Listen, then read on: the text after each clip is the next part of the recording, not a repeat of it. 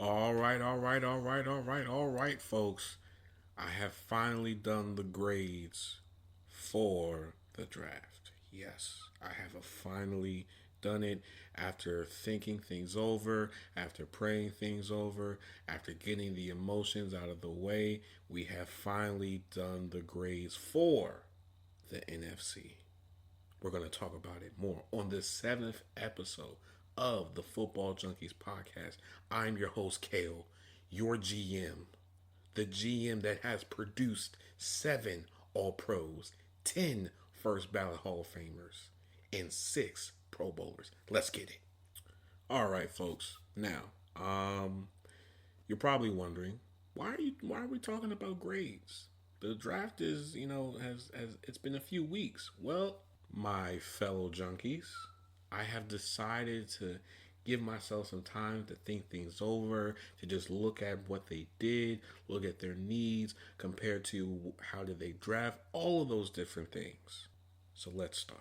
We're going to start with the NFC East. Of course we are. Of course, we're going to start with the East, okay? So with the East, of course, the East is composed of the Cowboys, Eagles, Commanders, and Giants. The Cowboys team needs were tackle, interior offensive line, D tackle, wide receiver, running back. The Eagles team needs were corner, interior offensive line, tackle, receiver, safety, and the Commanders, of course, was quarterback, tackle, edge, corner, and receiver. Okay, cool. Now, let's go over the Cowboys. Yes, we're going to start off with the Cowboys first. We're going to start this off on a good note, on a good foot. All right, let's get it. So, the Cowboys draft picks were Tyler Guyton in the first round, Marshawn Nealon in the second round, Cooper Beebe in the third round, Maurice Lawafu, I apologize for butchering your name, in the third round as well. Kalen Carson in the fifth round. Ryan Flo, I don't know how to pronounce that last name, so I'm not going to try it. Nathan Thomas and Justin Rogers. Now, me personally, and I'm not giving out this grade for my disdain for Cowboys and Cowboys fans. I'm not doing that. I'm basing it based off of their needs and were they able to accomplish a majority of their needs, some of their needs, or none of their needs at all. Now, with that being said, I gave them a C plus, and the only reason why I gave them a C plus was um, Tyler Guyton. Although he is a great tackle prospect, he's still very rough around the edges, right? And what the Cowboys need right now is someone that you can instantly start plug in from week one. That's what you need. And so what you have with Guyton is it's going to take him a while to really, get into the swing of things. However, at the same time, he did go into the right situation only because the Cowboys have had a rich history in developing um, great offensive linemen. They have produced, good offensive linemen. They have produced, average offensive linemen, and they have also produced elite offensive linemen. Okay, when you look at, for instance, when they had an offensive line that composed of Travis Frederick, Zach Martin, Tyron Smith, and Leo Collins, all of those guys were, Pro Bowl or All Pro offensive linemen. So he's going into the right position possible. Now, when you look at Cooper Beebe, on the other hand, Cooper Beebe, um, who wasn't really talked about as much leading into the draft and even during the draft, he is a very good guard prospect. Simply because he has a lot of playing time. So you have a lot of tape and you can see exactly what you're getting with him. Okay. Now, when it comes to the other draft picks, don't really like them the most. They really, to me personally, I feel like they really didn't address as many positions that they really need, honestly speaking. Maybe they're going to try to see if they can try to fill in some other holes during the second round of free agency or trade or whatever the case may be. But honestly speaking, I'm just going to give them a C. Now, moving on to the Eagles, okay? And again, I'm going. This is based off of analyzing how they did in the draft. Okay, so for the Eagles, they drafted Quinyon Mitchell, Cooper DeJean, Jalen Hunt, I think Jalen Jalix. I don't know how to pronounce your first name. I'm sorry, sir. Will Shipley. They also drafted Anaya Smith, Jeremiah Trotter Jr., Trevor Keegan, Johnny Wilson, and Dylan McMahon. Now, for them, I gave them an A. Didn't give them an A plus. Didn't give them an A minus. I just gave them an A, only because Quinyon Mitchell was regarded as either the best or the second best corner in this draft class. Okay, when you're talking about someone who is a balanced corner who can play both man and zone coverage, who can basically eliminate your number one receiver option, that is Quinyon Mitchell. Okay, if you have not seen Quinyon Mitchell play before, go on YouTube, look at his highlights. This is a very polished cornerback prospect. Okay, and for them to be able to get Cooper DeJean in the second round, not in the first round, but in the second round, that says a lot. Okay. The Eagles do need another safety as well, even though they do have CJ Gardner Johnson. They still need another safety. Okay. Not to mention, Cooper DeJean can also play in the nickel as well. So kill two birds with one stone. When you look at Jeremiah Trotter Jr., you're looking at a very good athletic middle linebacker who can definitely stuff the run, can also, play in coverage if need be, following the footsteps of his father, because his father did, as we all know, played for the Eagles as well.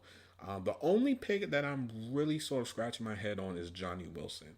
And the only reason why I say that is because Johnny Wilson, to me, personally, I don't think he's a receiver. I feel like he will probably play tight end. I just feel like personally, if he was to switch to tight end, he would have a better chance at actually making the roster compared to just being a receiver. Okay, he has the body and frame and build to be a tight end, a very productive tight end, especially in the Eagles system. It's just a matter of, can he block, and can he still do the things that he did when he was receiver at FSU? Can he do that if he was to switch over and be a tight end?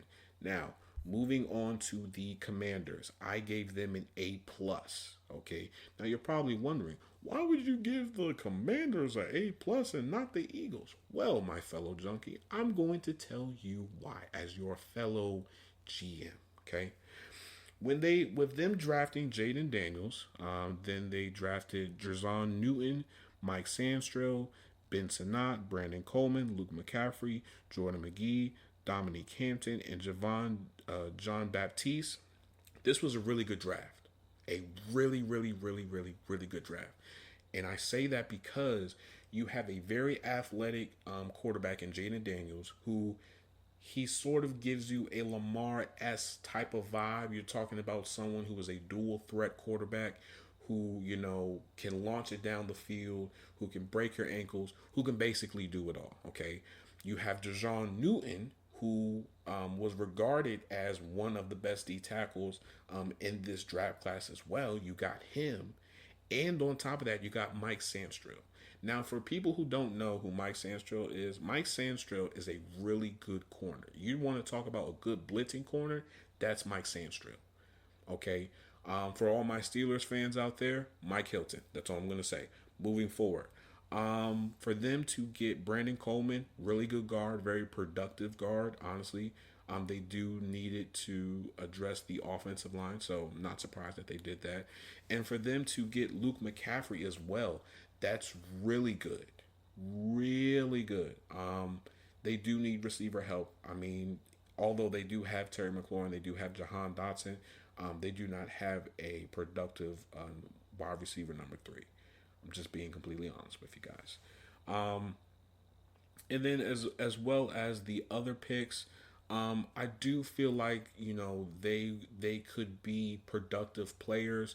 It's just a matter of, will they be able to understand the system? because Dan Quinn's system is a little bit weird. It's a little bit funky. Might take them a while to really understand his concepts, but they are in honestly the best position possible. If we're being real here. Now moving forward to the Giants. Okay, so the Giants, they drafted Malik Neighbors, of course, Tyler Nubin, Andrew Phillips, Theo Johnson, Tyrone Tracy Jr., and Darius Musasu. I'm sorry if I butchered your last name. Didn't mean to do it on purpose. With them, I have been teetering between giving them either an A or B. And the only reason why I say that is because, yes, they did get the receiver in Malik Neighbors, which is great. They got Andrew Phillips, who also is a very good corner who can play both inside and outside. He's a very underrated corner that not a lot of people are talking about, which is great. But as far as the other picks, I just want to try to understand how things would fit moving forward. Okay, because the defense with the Giants isn't as strong as it should be, and they've lost some people due to, of course, free agency. And so you want to try to patch up those holes as best as possible because let's be real here, folks. The Giants' offense is not really going to win them games. So, what's the best way for them to counteract division rival games when you're going up against the Cowboys, the Commanders, and the Eagles? You have to have a bona fide defense. Okay, with them losing Saquon, you have to literally buff everything else around that team because now you're really going to see, is Daniel Jones really the guy or not? Because now you have Jalen Hyatt, you have Darius Slayton, as long as they figure out what they're going to do with his contract, and now you have Malik Neighbors. Okay, you have another tight end in Theo Johnson, which is great. And so now you just have to figure out, is this going to work or not? And if it does, great. If it doesn't, well then somebody's going to lose their job. Okay, cool. Moving forward. So with the next division, we're going to do the NFC North. That is composed of the Lions, Packers, Vikings, and Bears. Yes, the Bears. Now, the Lions team needs were cornerback, edge, safety, tackle, receiver. The Packers team needs were D tackle, linebacker, tackle, corner, and safety. Vikings, of course, was quarterback, interior offensive line, edge, receiver, D tackle. Bears, of course, was the quarterback, receiver, edge, tackle, D tackle. Now, with the Lions, okay, we're going to start with them first. So they drafted Terrion Arnold. They also drafted Anis Rickstraw, Giovanni Manu, Sion Vaki, Makai Wingo, and Christian Mahogany. Okay. This is what I will say. The Lions definitely hit on corner, for sure, because they needed to fill in that void with the whole ongoing situation with Cameron Sutton. And they definitely got, a true number one corner in Terrion Arnold. Terrion Arnold is a number one corner. Okay. You were talking about someone who he isn't, the most athletic corner that it just pops out when you look at his first highlight. But when you look at someone that is productive, that gets the job done, that can be effective in the run game, that can be effective in the passing game, that can tackle, that can do it all, that is Terrion Arnold. Okay. For the longest time, leading into last year's college football season, there were a lot of debates on if Terrion Arnold was better than Kool-Aid or vice versa. Me personally, I felt like Terrion Arnold was a better just technician when it came to his craft, personally. Anis Rickstraw, another corner from Michigan, really productive corner, really just all-around type of player. Honestly speaking, here he was one of the people that I had on my board. I only because to me I feel like he was either going to get taken in either the second or first round, just because of his skill set and what he brings to the field. Now, when we look at all the other ones, Sion Vaki, You have someone who can play both safety and running back. I know that's weird, but hey, you know, more is less, less is more, whatever the saying is. He was regarded as one of the best safeties in this draft class. You're talking about someone who can hit you. He's a thumper. He's a thumper, all right. He is a thumper. He can also play good in coverage as well. Um, there he does have experience also playing as a running back. I don't know if that's really going to really help him, secure a spot on the team. I don't know.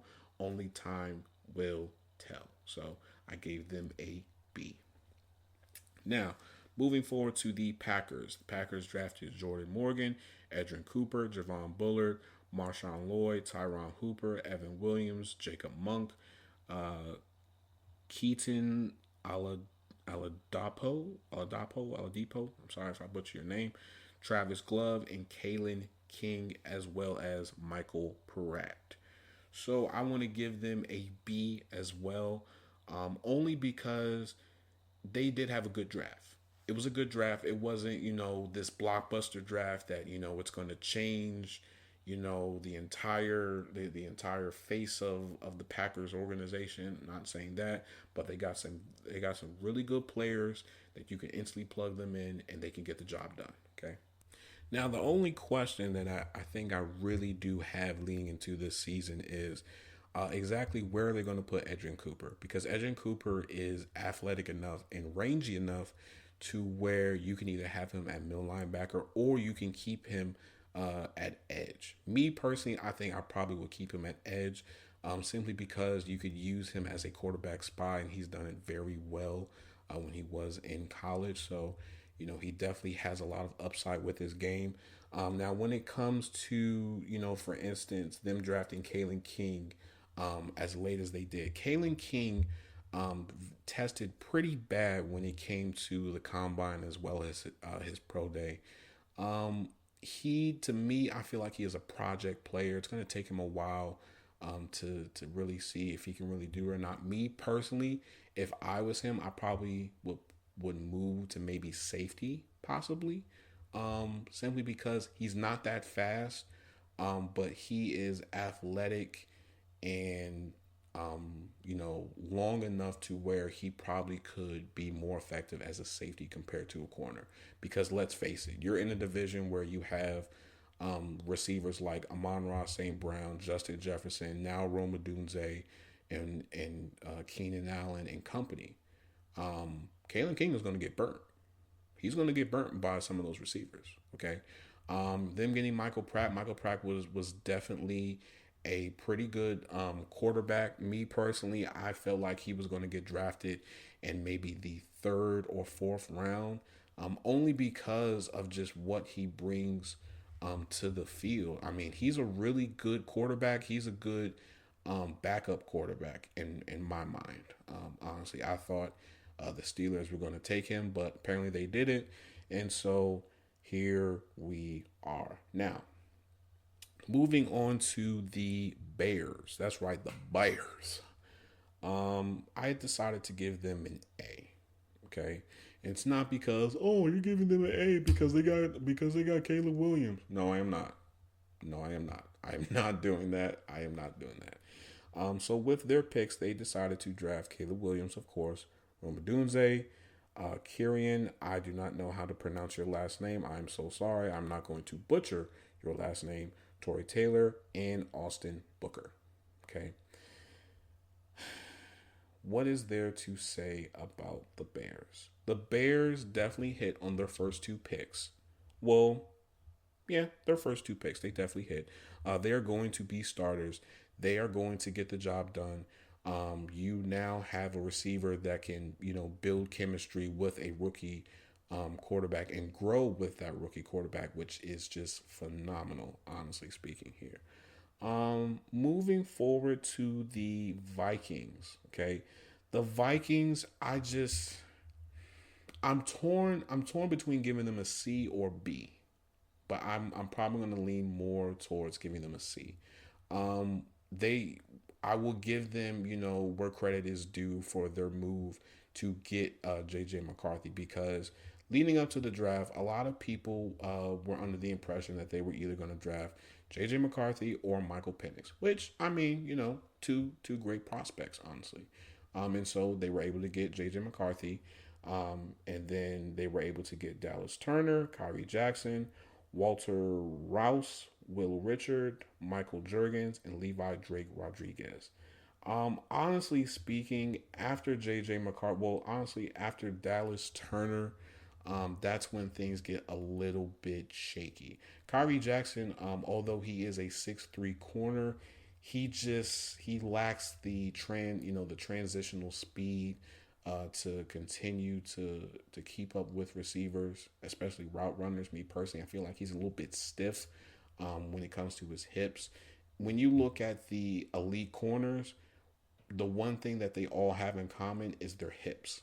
Okay, you're probably wondering, what does that have to do with their hips? If they have a lot of when you have a lot of not flip, hip fluidity, sorry, you're able to transition more smoothly, so you don't lose a pep in your step, compared to if you have very tight hips and you don't have a lot of hip fluidity. It's going to be a little bit difficult for you to continue to keep up with certain types of receivers. That's why sometimes when you see a corner that doesn't have a lot of hip fluidity, sometimes they will sort of like angle themselves to the side compared to just facing them straight up and down, with a receiver. But enough with that talk. Now moving on to the NFC South, we are just breezing by this. Honestly, I did not expect this. So with the NFC South, they have the Bucks, Saints, Panthers, and Falcons. So with the Buccaneers, their draft needs are the edge, interior offensive line, corner, safety, linebacker.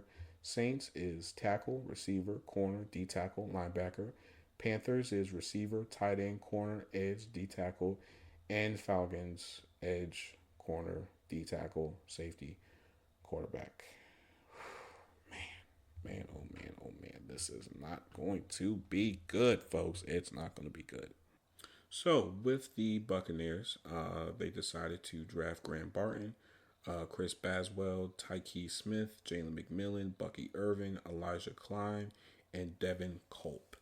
With them, I will give them a B minus. Okay, the Buccaneers, for a while now, have been trying to find the replacement for Ryan Jensen, who unfortunately had to medically retire after suffering a injury during training camp about two years ago. Okay,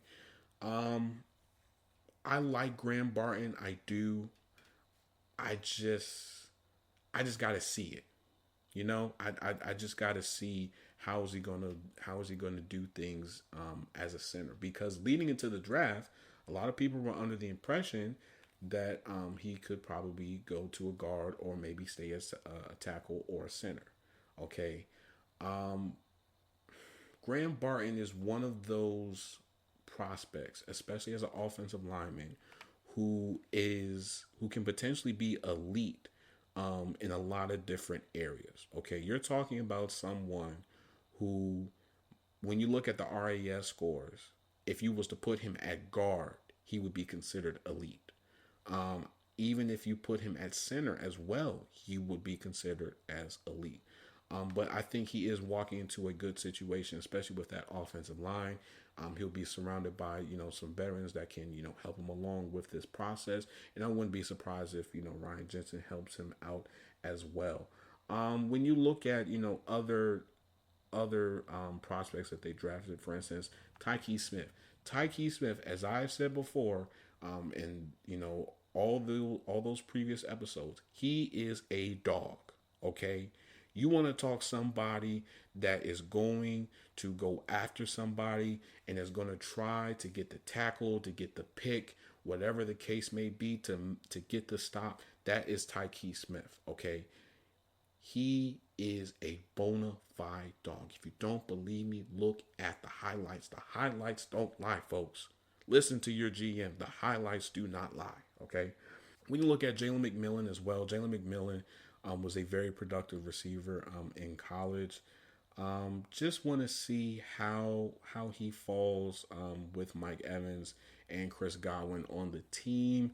Just want to see how is that going to develop. But I do think he is in the best situation possible. Now, moving forward to the Saints. Okay, the Saints drafted Talawis Fuaga. Unfortunately, Kool-Aid McKinstry, Spencer Rattler, Bud Means, Jalen Ford, Christian Boyd, and Josiah Ezram. For the Saints, I decided to give them a B plus. Okay, and the reason why I gave them a B plus is because with them drafting Talawis Fuaga, that definitely patched up the major outstanding need, which was their right tackle. Okay, with right tackle Ryan Ramczyk, who is pretty soon going to medically retire. This is definitely a great pickup. Honestly speaking, here, Kool-Aid McKinstry, to me, I felt like he wasn't going to be drafted until maybe later into the draft. And the only reason why I say that is because when the medicals came out during the combine that he had a foot injury. If I was his agent, I would have instantly told teams we're not running. We're not running. We're not doing any 40 times. We're not doing anything like that. But instead, he decided to do it at his pro day, and in doing so, it affected probably his draft grade.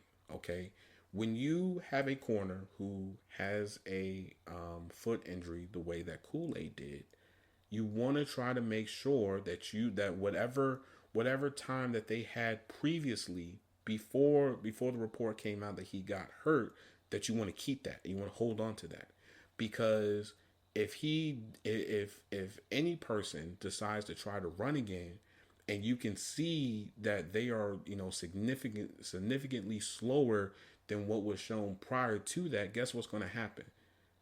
GMs are going to be like, I don't know if we should draft him anymore. I don't think we should draft him as high as we draft him. Because originally, leading up to the draft, again, a lot of people were giving him a first round grade. Me personally, I just didn't see it. I didn't. I just felt like Terrion Arnold was a much better prospect all around compared to Kool-Aid. But he definitely goes to a team that definitely needs corners, especially with all the speculation going on with Marshawn Lattimore. So we'll definitely see what happens with that moving forward. Now, with the Panthers, okay, the Panthers drafted Xavier Legette, Jonathan Brooks, Traven Wallace, Jatavion Sanders, Charles Smith Wade, Jaden Crumdy, and Michael Barrett. I just decided to give them a C. Now you're probably wondering, Kale, why in the world are you so tough on these teams? The reason why I'm so tough, especially for a team like the Panthers, is although you drafted Xavier Legette in the first round, and you definitely have made some moves leading up to the draft, the one position that you have not addressed properly and you should have addressed is offensive line. And you're probably wondering, why do you keep on emphasizing the offensive line? Because offensive lines make sure that your quarterback stays clean. If you want your quarterback to have a very lengthy career, then you have to have a good offensive line. Now, I'm not saying your offensive line has to be composed of first rounders and all pros and whatnot, but you need to have a average to above average offensive line, especially depending on what division that you are in. You have to have that. Otherwise, your quarterback is going to get beat up, and then your quarterback is going to be like Andrew Luck, who doesn't want to take any more hits and then decides to retire. Okay?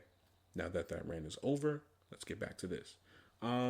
Me personally, I just feel like the Panthers should have addressed offensive line completely, especially when you have Bryce Young, who is a smaller quarterback. Okay, a smaller quarterback who took a lot of hits last season. Okay, you don't want that to start a cycle. Instead, you want to try to nip that in the bud, and you want to try to build around him so that yes, he will have weapons, but at the same time, he will have the protection. Because guess what? You can have all the protection in the world, but that doesn't guarantee that you're going to be able to throw it to them. Better yet, you can't throw it to them. You can't throw it to them if you don't have any protection.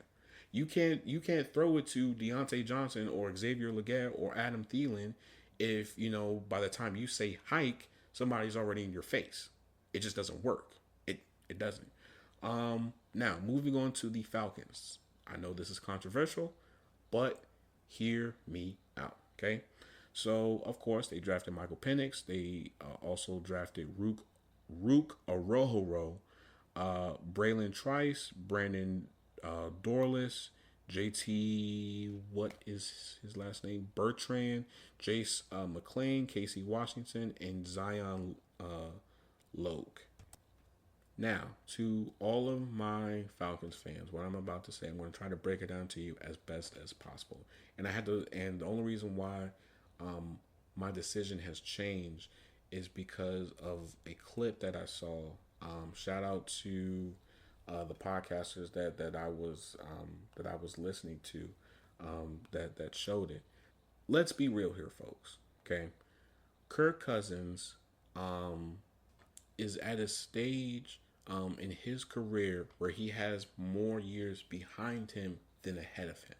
Okay, he is coming off of a major injury with him tearing his Achilles last season, and so the Falcons GM was thinking, okay, we need to immediately address the future now than later on down the road when something crazy happens, which I understand that.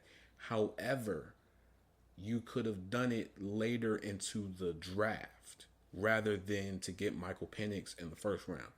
Okay, whenever you draft a quarterback in the first round, most likely that is signaling that they are going to be a starter. Okay? When you draft a quarterback, I'm going to say it again. When you draft a quarterback, well, not even a quarterback, any position, a majority of positions in the first round, that means they are the long-term answer and could possibly be a day one starter leading up to that season. Okay? And so the Falcons GM was basically, making sure that he has a safety blanket. And honestly speaking, that's a great idea because Michael Penix can sit and learn from Kirk Cousins. Okay, Kirk Cousins, for the things that for all the memes and arguments that people make, he is a good quarterback. He's definitely a good quarterback that you will want your rookie quarterback to sit under. Because Kirk Cousins is going to drop some gems. He's going to drop some gems. He's going to, show him exactly what to look for, what to look out for, how to see if this is a different coverage, if that's a different coverage, whatever the case may be. He's going to do that, okay? However, as I've said before, there is a way that you go about addressing the future, okay? You have to have a conversation when you draft someone in the first round, especially a quarterback, when you just paid your number one quarterback, your veteran quarterback, $100+ million. There has to be a conversation, and there wasn't. And so now you just created drama in a locker room that doesn't need. Honestly speaking here, the Falcons should have drafted a defensive player because they needed that defense to get worked on. That's what they needed. The offense is in a good place. You don't have to worry about the offense. It's the defense that's going to give that team problems. Okay. Now, moving on to the final division, the NFC West, composed of the Niners, Rams, Seahawks, and Cardinals. Now, the Niners team needs were cornerback, interior offensive line, tackle, receiver, linebacker. The Rams team needs were D tackle, edge, corner, tackle, kicker. For Seahawks, it was D tackle, linebacker, interior offensive line, edge, tight end, And of course, for the Cardinals, it was receiver, corner, edge, running back, interior offensive line. Um, with the Seahawks, I decided to give them a B. Yeah, yeah. I decided to give them a B. And the reason why I gave them a B is although they got Byron Murphy, who is regarded as, if not the best defensive tackle in the draft class, he was considered the second best defensive tackle in this draft class. He is a really good D tackle. Okay, he is going into probably one of the best situations possible. Okay, that defense is young, it's hungry, and they got studs. Okay, when you have a Devin Witherspoon, when you have a Tyreek Woolen, okay, when you now have a Byron Murphy, you got a Leonard Williams, you got pieces. You got pieces that you can build around and that you can really, plug them in and really see a difference. Okay? That's what you have in this draft. But the only problems that I have with the remaining picks, especially their 6th round picks, DJ James, Michael Jarrell, and Satoa Lomea. I I don't know if they are depth pieces. I don't know if they're going to be able to make it to the roster. I just don't know, honestly speaking here. But time will tell once again, and we'll just have to go from there. Now, moving on to the Niners. Yep, that's right, folks. The Niners. This is going to be a big one. This is going to be a crazy one. Okay. So with them, they drafted Ricky Pearsall, Renardo Green, Dominic Puny, Malik Mustafa, Isaac Garando, Jacob Cohen, Jared Kingston, Sanusi Kane. This is what I'll say, okay? Me personally, I feel like the 49ers should have addressed the defense more compared to the offense, okay? The offense is in a good spot. It is. Let's be real here. You have George Kittle, Trent Williams, Chris McCaffrey, Debo, Brandon Ayuk, this person, that person, blah, blah, blah. You got all these people, right? But when you look at the defense lost a lot of people, whether to trades, free agency, or just being flat out released for cap purposes, okay? That defense needs to get retooled. It needed to, honestly speaking here. When you release Eric Armstead and you don't really have a replacement for him in place. When you lost Chase Young to free agency, when you're losing people left and right to free agency and to trades, and so you have to retool that in the draft, because if you don't, you're going to be in a position where you're gonna be trying to figure out if you can pull off a trade, later into the season, just to try to see if you can, make a strong push to the playoffs and ultimately the Super Bowl. Me personally, Ricky Pearsall, I definitely thought he was one of the best receiver prospects. His ability to create separation, his catching ability was just amazing. He was an all-around receiver at Florida. However, I just felt like getting him in the first round was definitely a reach. I really did. But at the same time, as I've said before in previous episodes, how are things going to go when you have a receiver room that is composed of Brandon Ayuk, Debo Samuel, Juan Jennings, now Ricky Pearsall? That's going to be weird. And there's only one ball. Only one ball, okay? So someone is going to get the short end of the stick. And on top of that, when you also have, the speculation going around that either Debo might get traded or Brandon Ayuk might get traded, just things can get a little bit muddy. So me personally, if I was their GM, because I am a GM right now without a team, if you're looking for a GM, I'm right here. I just feel like going after Ricky Pearsall was definitely not the move. Now, Renardo Green, that was a good pickup. That was a really, really, really good pickup. He is a feisty corner, can get the job done, very physical. He was one of the few corners that actually gave, it was either Brian Thomas or Malik Neighbors problems. Okay. If you haven't seen it, go on YouTube once again, look it up, and you will see it for yourself. Okay. Now, with them, of course, I gave them a B if I didn't say that previously. Now, moving on to the Rams. Okay. With the Rams, of course, I decided to give them a B as well. With them, they drafted Jared Verse, Brandon Fisk, Blake Corum, Cameron Kitchens, Brennan Jackson, Tyler Davis, Joshua Carty, Jordan Whittington, Bo Limmer, and KT Lefston. Okay. Um, Honestly speaking, here, folks, the Rams are one of the very few teams who they have produced great players later into the draft. Okay. This is the first time that they have had a first round pick, I think, since when the same year that they drafted Jared Goff. So that's a while. It's been a while. Um, do I trust that a lot of these picks are going to hit and they're going to be starters on the team? Yes, for sure. Is it going to take time? Of course, everything takes time. But I do feel like players like a Bo Limmer, a Blake Gorham, a Jared Verse, a Brandon Fisk are definitely in the right position possible. Simply because the Rams, for the longest time, they've been trying to sort of tap back into their run game. And I feel like going after someone like a Blake Corum was definitely a really, really, really good pickup. And then Jared Verse and Brandon Fisk, continuing to beef up that defensive line, which of course you want to do, especially with the retirement of Aaron Donald as well.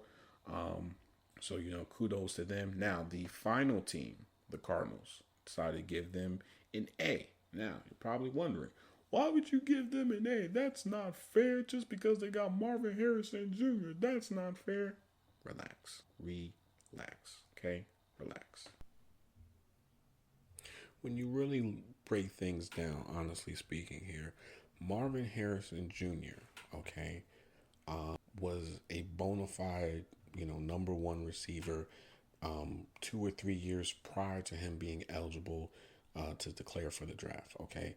Marvin Harrison Jr., and I'm not saying this just to say it, but he is probably the best receiver since Larry Fitzgerald, okay?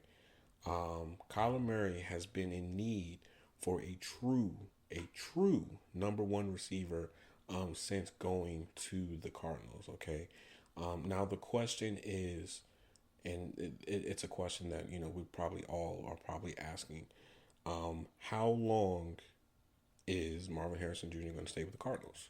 Okay, because let's be real here, folks. The Cardinals are in a situation right now where it's going to take them a good, 5 to 6 years to really get where they need to get. It is. And so is Marvin Harrison Jr. going to want to stay that long through this entire process? Only time will tell. But Kyler Murray now has a weapon.